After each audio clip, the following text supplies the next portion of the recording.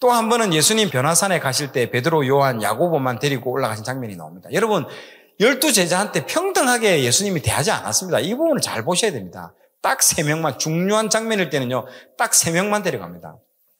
마지막 기도할 때도요, 너희들은 그 밑에 있으라고 하고 3명만 데리고 맞잖아요. 또 올라가서 기도하잖아요. 여러분, 차별적으로 대우고 있습니다. 여러분, 제자 훈련할 때도 여러분 마찬가지입니다. 똑같이 한다고요? 그런 건 없습니다.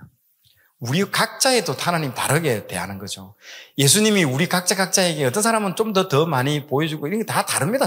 진짜로. 그렇게. 그게 사모하는 사람만큼, 사모하는 만큼, 더 알고 싶어 하는 만큼, 침노하는 그만큼 보여주는 거예요. 여러분.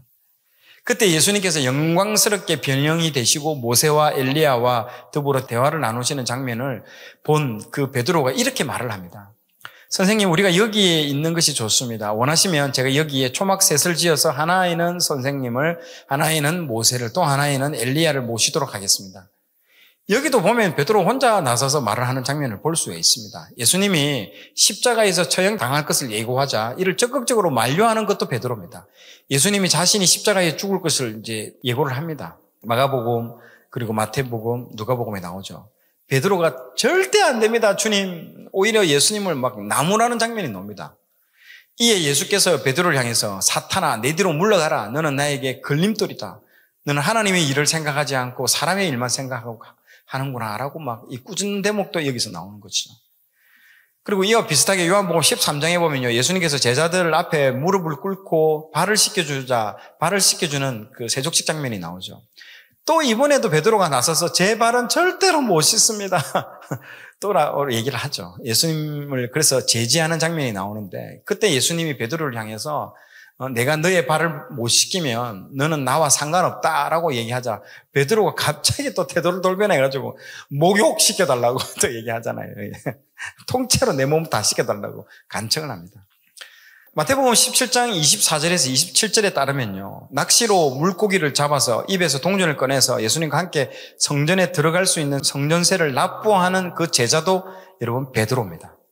그리고 성전에 들어가서 성전세를 내려고 물고기의 입에서 이 동전을 꺼내는 장면도 여기서 나타나는 장면이죠.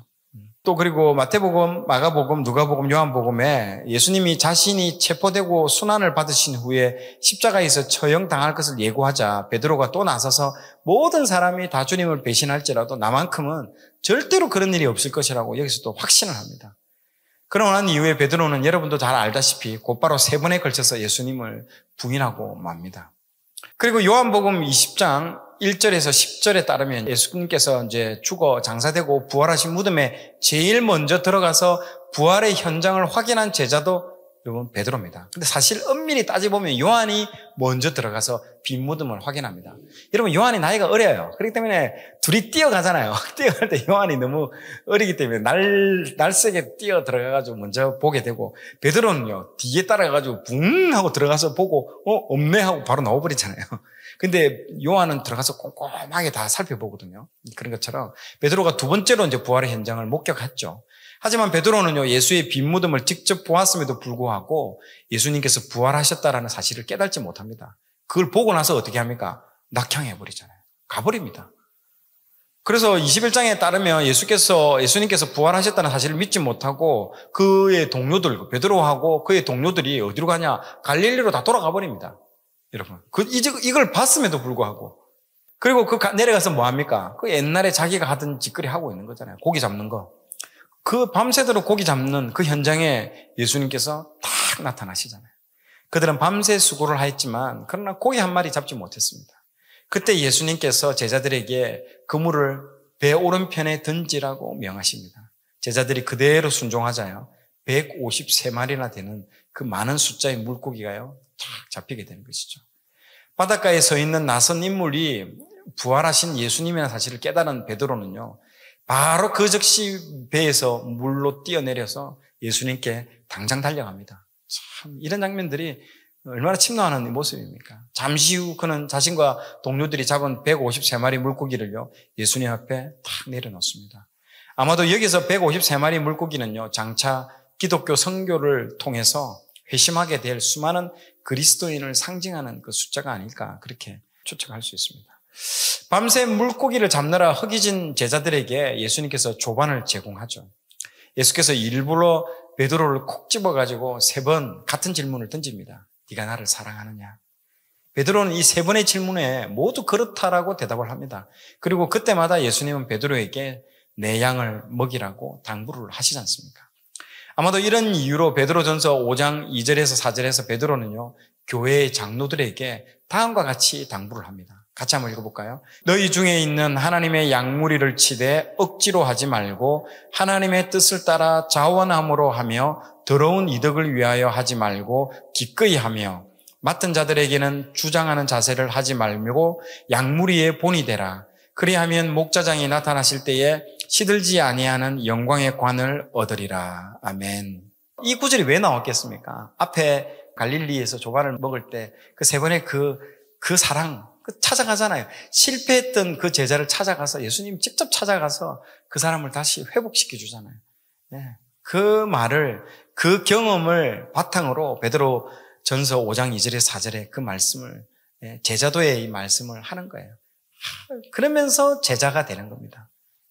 그 얘기를 똑같이 그걸 경험했던 그 사랑을 받았던 사람만이 어떻게 그 사랑을 또 흘려 보낼 수 있다는 거죠. 한편 부활하신 예수님이 일부러 베드로를 찾아간 장면과 관련해서 바울은요, 고린도전서 15장 3절에서 7절에서 부활하신 예수님을 목격한 사람들의 명단을 이렇게 나열하고 있습니다. 이는 성경대로 그리스도께서 우리 죄를 위하여 죽으시고 장사 지낸 바 되셨다가 성경대로 사흘 만에 다시 살아나사 게바에게 보이시고 후에 12제자에게와 그 후에 500여 형제에게 일시에 보이셨나니 그 중에 지금까지 대다수는 살아있고 어떤 사람은 잠들었으며 그 후에 야고보에게 보이셨으며 그 후에 모든 사도에게와. 자, 여러분 방금 읽었던 이 말씀에 따르면 부활하신 예수님은요, 베드로에게만 몇 번, 최소 3번 이상 나타났다라는 걸 알 수 있습니다. 게바에게 보이시고, 개인적으로 나타난 거죠. 그 이후에 12제자도 게바에 포함되어 있잖아요.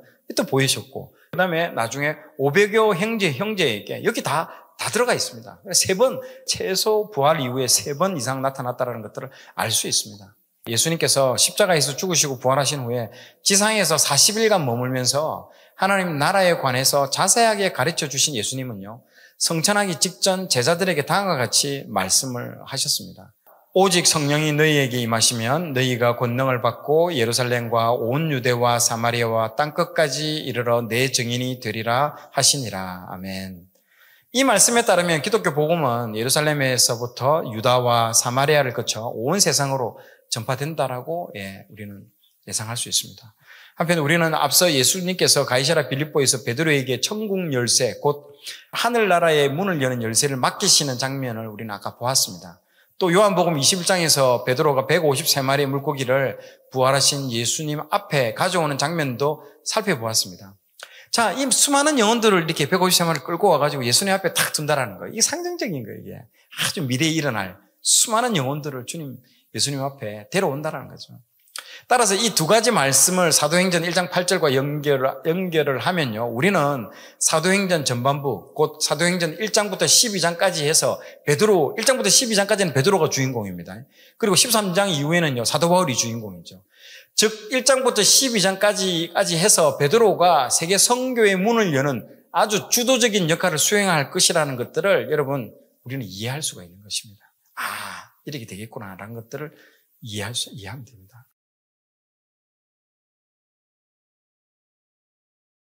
자, 오늘 내용이 좋았다면 좋아요, 구독 부탁드리겠습니다. 좋아요, 구독, 알림 설정은 콘텐츠 제작에 큰 힘이 됩니다.